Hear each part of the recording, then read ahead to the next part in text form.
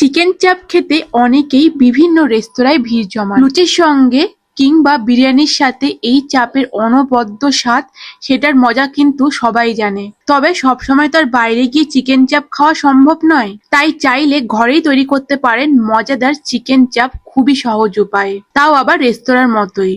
চলুন শুরু করে দিই আজকে স্পেশাল রেসিপি। এই চিকেন চাপ করতে একটু বড় বড় সাইজের চিকেনের পিস লাগবে। তোমরা চাইলে চেস্ট টু লেগ পিস নিতে পারো। তো আমার তো এরকম পিস নিয়ে এসেছিল, বলেছিলাম চিকেনের চাপের পিস, তো একটু চাপের সাথে আরো অন্যান্য পিস দিয়ে দিয়েছিল। এখানে হচ্ছে কাজু, পোস্ত আর চালমগজটাকে আমি প্রায় আধা ঘন্টা গরম জলে ভিজিয়ে রেখেছিলাম। চাইলে তোমরা আরো 2-3 ঘন্টা ভিজিয়ে রাখলে আরো ভালো হবে। এরপর একদম জল দিয়ে স্মুথ পেস্ট বানিয়ে নিয়েছি। আদা রসুন সমপরিমাণ নিয়েছি এবং কাঁচা লঙ্কা, আর এখানে বেশ বড় 1 বাটি পরিমাণ পেঁয়াজ দিয়ে ভালো করে বেটে নিয়েছি। এরপর এখানে টক দই দিয়েছি এই 2 চামচ মতো, 1 চামচ দিয়েছি বেসন আর 1.5 চামচ দিয়েছি দুধ, গুঁড়ো দুধ দিয়ে পেস্টটা একদম রেডি হয়ে গেছে। আর চিকেনের মধ্যে এই তৈরি করা পেস্টটা আমি দিয়ে দিলাম। ভীষণ ভীষণ টেস্টি হয়, যদি পুরোটা দেখো না, একটা অনবদ্য তোমরা চিকেন চাপ করতে পারবে।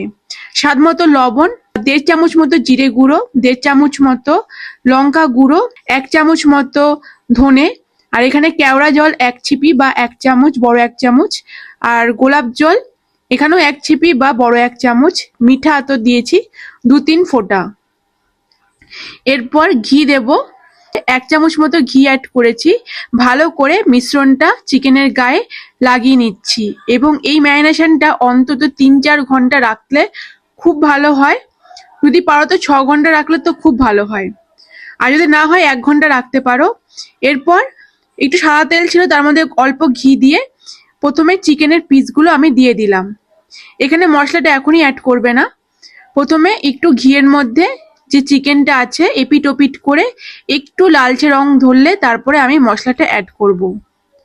তো মোটামুটি দেখো চিকেনটা আমার ভালো করে ভেজে নিচ্ছি এবং ভালো করে তেল বেরিয়ে গেছে। এই পর্যায়ে অ্যাড করে দিলাম তৈরি করা যে মশলার মিশ্রণটা ছিল সেটা।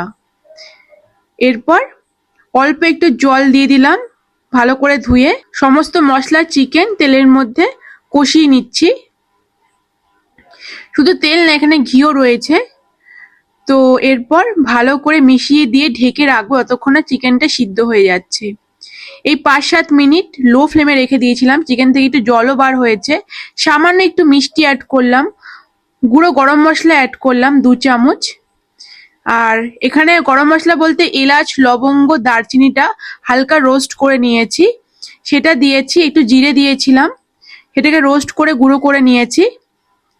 দেখতেই পাচ্ছ সুন্দর করে তেল ছেড়ে দিয়েছে। ঢেকে রাখলাম আবারও 5 মিনিট মতো লো ফ্লেমে। চিকেনটা মোটামুটি সিদ্ধ হয়ে গেছে।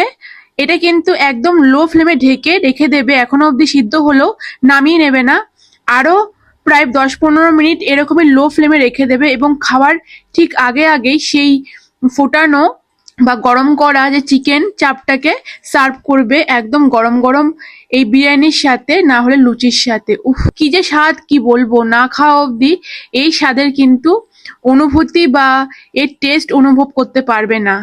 এই রেসিপিটা দেখার পর বাড়িতে একবার ট্রাই করো। দুর্গা পুজোতে এই ফাটাফাটি রেসিপি করলে পুজোর দিনটা আরো সুন্দর হয়ে উঠবে এই রান্নার সাথে, এই কম্বোর সাথে।